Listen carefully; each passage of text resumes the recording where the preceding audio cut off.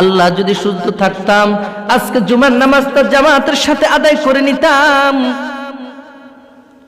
কিন্তু এখন তুমি অসুস্থ হয়ে আর আফসোস করে কি লাভ? কিন্তু বড় যৌবনে তুমি আল্লাহ ইবাদত করো, বড় যৌবনে তুমি গুনাহ ছেড়ে দাও।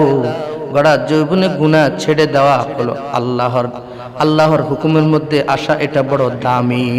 ওয়াসিহাতাকা ক্বাবলা সুকমিক ওয়া গিনাকা ক্বাবলা ফাকরিক, গরিব হওয়ার পূর্বে ধনাঢ্যতাকে তুমি গনিমত মনে করো।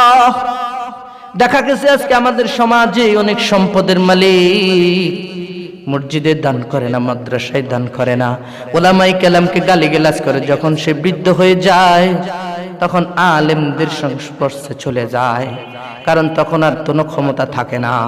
আজকে দেখা গেছে দান করার সময় আছে কিন্তু দান করে না। এক সময় অগিনাকা ক্বাবলা ফাকরিক,